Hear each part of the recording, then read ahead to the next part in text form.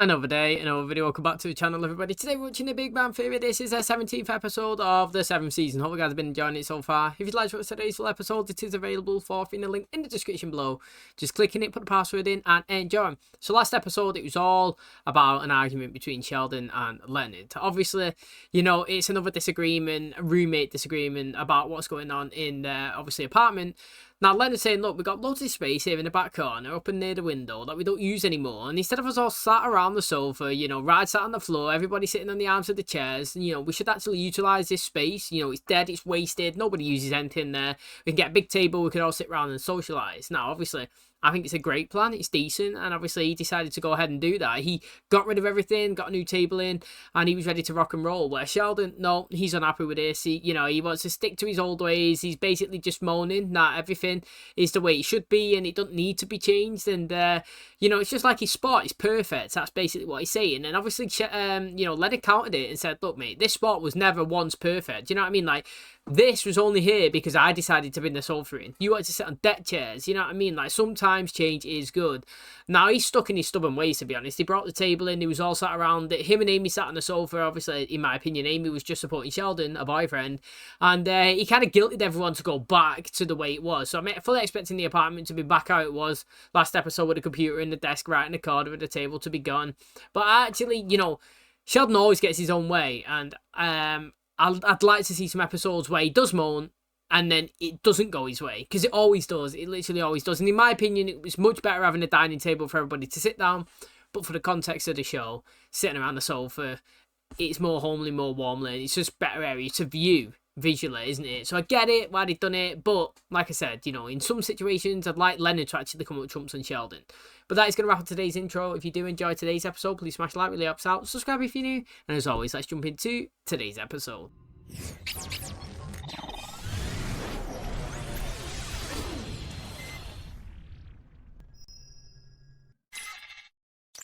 Raj, your tag's sticking out. Thank you. That's the closest I've come to sex in like 2 years. Now I feel a little gross. You're only making it seem more real for me. Can we please talk about something other than my depressing love life? How about Penny's depressing acting career? I mean, it's been a little tough, but Penny's following her dreams, and in my book, that is not depressing. Thank you.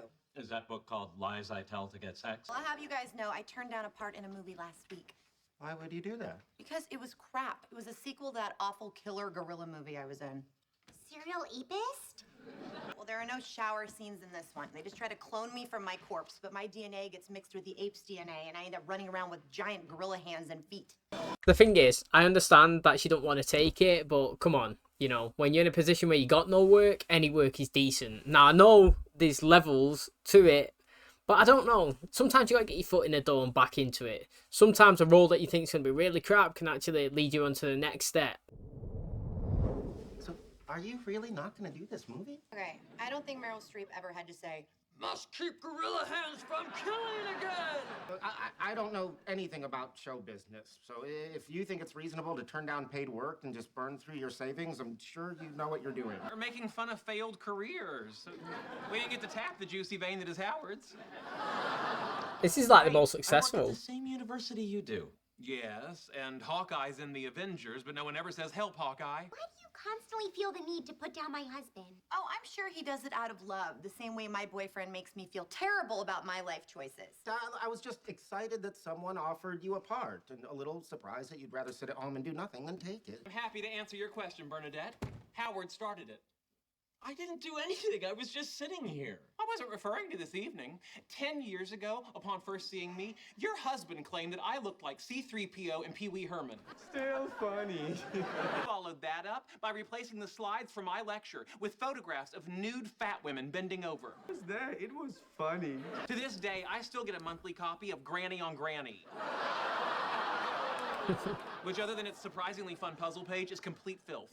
Last night I watched West Side Story and I'm a little freaked out by street gangs. Why can't Raj find a girl? The mystery continues. Whatever happened with your online dating? No one was writing me back, so I stopped checking my profile. Before I met Sheldon, I was ready to give up too. Then I met Sheldon, and look at where we are now. You've kissed like once in 3 years. That's true. Do whatever you want. To be fair, they've kissed a few more times than like one, innit? You know, I remember a few episodes, and also she gets a lot of hand holding and touching better than it was before. You know what I mean? Slow and steady wins the race. Also, as is she called Kaylee Kuko? Is that her name? Has she got married? And like, I've not noticed before, but like she had like Sweeney or something, Sweeter, something at the end of her name. Like when it popped up there, I just noticed that something looked a little bit different. Like it's longer now. I feel like she's got married. Also, it's delivery. You know what I mean? Like when she quit a job, Leonard was just trying to say, look, you should have thought of the best plan for balance. You know what I mean? Now you've got no work and bills to pay. Now fast forward a couple, I don't know how long it's been, let's just say a month or two, still no work. Now she's offered work. He's like, are you really in a position to say no to work whilst you got no money and you're constantly burning through savings? Like, I feel like both times he's been sensible, level-headed, and I feel like the topic of conversation needs to be addressed. It's just how you address it. Because sometimes people don't like the information that's being portrayed. So, I mean, like, sometimes the harsh truth, yeah, needs to be said. Leonard does that, and the recipient doesn't like it, so they just storm off and walk away all the time. When in reality, I don't actually feel like what Leonard's trying to convey is actually wrong. It just might be the way he delivers it. Thinking you and I could probably try to be better friends. Seriously, I was talking to Bernadette last night, and she made some great points. You and I have known each other a long time, and I didn't hear the rest because she took her bra off. For starters, we could stop insulting each other. That's a great idea. And in the spirit of our new arrangement, I will mask my surprise that you came up with it. Got invited to do a little talk at NASA in Houston this weekend. They gave me 2 tickets. Bernadette can't go. You want to come with me? You can visit your mom, and I'll show you around the Space Center. Is this a prank? You've made up wanted posters that have my face with a mustache and a Spanish name. Imagine. I get arrested and deported to South America? No. I'm glad, because I would not have seen that coming. I thought about what you said last night, and I went back on the dating website, and I was looking at this girl's profile. She's amazing. Great, so what do you need me for? Well, I was up all night trying to write to her, but I wanted to run it by you first. Your face is like a precious, dew-kissed flower. Wow. I know. Powerful stuff, huh? Saw your profile. Looks like we have a lot in common. Let's get a cup of coffee sometime. I'm not gonna pretend to be you. I don't want you to pretend to be me. You can be like my online wingman. Like, if we met her at a bar and you talked me up, just tell her what I'm really like. If you think it'll help that you saw me changing once and my package reminded you of the muscular tail of a jaguar.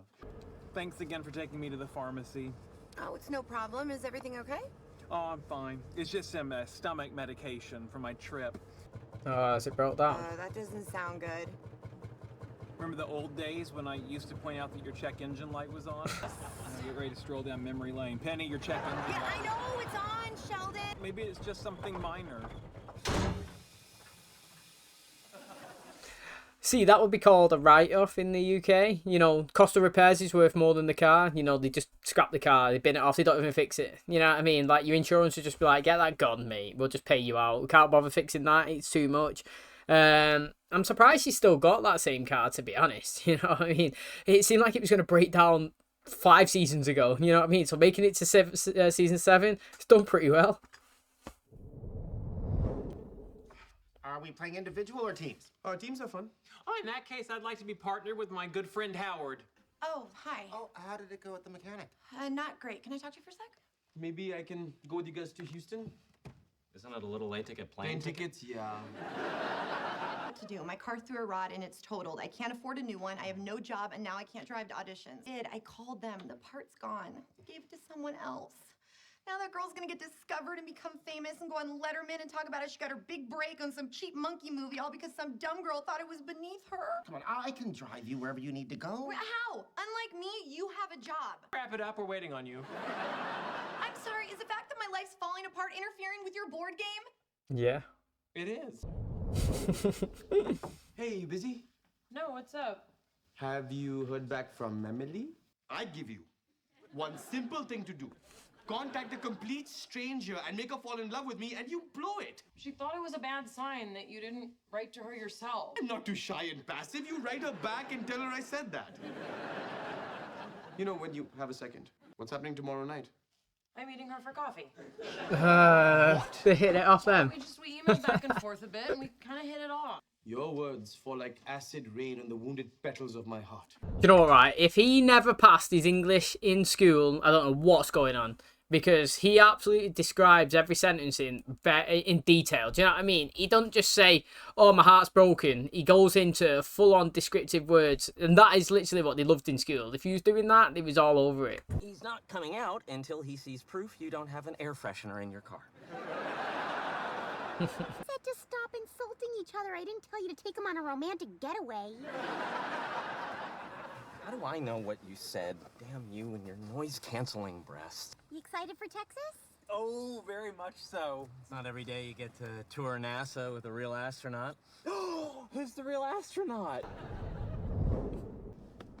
Howard. Howard. I have to go to the bathroom. You just went to the bathroom. Yeah, but I didn't use it because it didn't seem safe. Well, it still doesn't. Yeah, I realize that, but safety concerns went out the window 2 apple juices ago. You constantly say and do irritating things. Like when? When? How about in the car? I'm an astronaut, and you know it. You just don't like admitting it because you're jealous. When you got to go, it was hard for me because it made me realize they'll just send anyone up there. What's the matter? Scared of a little turbulence? No. Turbulence is just the equalization of diurnal temperature variations in the atmosphere. Okay, that was a big one. Yeah, why wouldn't I want to get my old job back? It'll be fun to see everyone. I haven't talked to them since I said, I quit. See you at the Oscars, bitches. Trying to lighten the mood. I know, thank you. Sorry. It's just so humiliating. So humiliating. Am I driving you to the Cheesecake Factory? I'm sorry. I'll stop. I'll stop. This isn't your car? I know. Oh, it's yours. I thought we'd take yours. It's nothing fancy, but it'll get you to auditions, and at least for now, you don't have to go back to waitressing. Hey, that's really good from Leonard, that, actually. I mean, you really could nice. say thank you. I did just buy you a car. Josh didn't write to you himself, but if you get to know him, you'll see he's just a sweet, regular guy. As a counterpoint, here he is uninvited and visibly sweating. Let me ask you something. Would a passive guy barge in here to look you in the eye and say, hey, Duke's flower, what's up? No, but a weird guy with no boundaries might. Okay, that's a separate issue. Let's put a pin in that and just focus on the passive thing. Not my best first date. Yeah, but not my worst either. Sorry for every mean thing I ever did or said to you. I'm sorry, too. It's all my fault. Captain has turned off the fasten seatbelt sign. You're now free to move about the cabin. Should we stop holding hands now? In a minute. Okay, good. Do you know what, right? I never thought about it before, up until the point where he was doing his Nicolas Cage impressions when he was a dungeon master, and I swear down, like, the odd episode, I'll just look at Howard and I'll just be thinking about Nicolas Cage, and, like, honestly, he really does look like him, and he's so good at doing an impression of him, and I know that has no correlation to this episode at all, but, like, honestly, when I just look at him sometimes, that's all I'm thinking about. But, you know, bonding session, you can't get much closer than that, can you? Do you know what I mean? Holding hands. Now, interestingly, obviously, they've been put forced into a position where they've had to do that. But it's, well, Sheldon, you know what? Right? Sheldon gives him compliments, but, like, they're also, like, a little backhander as well at the same time. So, like, he was saying when he was a kid, he always looked up to astronauts. He's like, oh, yeah, I'm an astronaut. Yeah, but then I realised anybody could do it, backhander. Do you know what I mean? Do you remember that time? Sheldon, I need you to give me a compliment on my job. Yeah, well, I never said what you not do, you know, I never said that your job's not good. Do you know what I mean? And what you do in your field. And it's like, oh, that's really nice. I'm just saying that your job is actually nothing in science compared to what we do as physicists. You know what I mean? So, like, he picks him up and then he knocks him down. He picks him up and he knocks him down. But I would prefer to keep their friendship the way it was, me. Back and forth. To be honest, I know that he always makes fun of him, Sheldon or Howard, but it's never deep, is it? Honestly, it is never deep. It's literally the most minuscule, minor things, and it's just a little joke. The way Howard, they were saying, called him, mate, the name's, what he says, C-3PO, and what was the other guy that he called him? But he actually looks like the other guy as well, if I'm being totally honest. If you dressed him up in the same outfit as him, mate, he would do a good impersonation of him. So Howard there, obviously the banter, and then obviously he messed with the slides as well. I think that Howard does take the mickey of him throughout the episode. I feel like Sheldon does maybe dig on Howard a little bit more than Howard digs on Sheldon. But to be honest, I don't feel like it's a toxic. You know, it's not something where it's hatred. It's not something where they dislike each other. To me, it is literally the definition of how friends actually pick and banter against each other. That's how I see it. And obviously, well, it's good in today's episode anyway. Like, unintentionally, they got a little bit closer. And to be honest, how good would it be? Because we're not going to get, but if we did have a continuation of today's episode where he actually went to the space station, where he actually explored around, maybe they did meet Buzz Aldrin, and he also went to see his mum, that would be a whole episode in itself. It'd be great. I would love it, but we're not going to get that. Usually we do is we start, we have a bit, we push, we go away. Never going to mention that table again, I believe, from last episode. But like I said, you know, when they go on trips and stuff, they don't actually get there. Like when he was going to the Comic-Con place and he obviously got the car taken. But like, I would like to see the episode where they do get there and what they could have done and what they would do when they're there. The same as this. If they went on a trip to the, you know, NASA, I would like to see Sheldon, how he'd react and everything that was going on.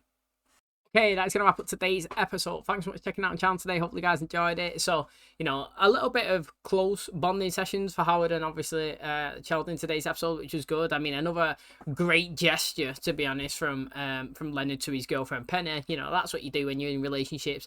You do support them.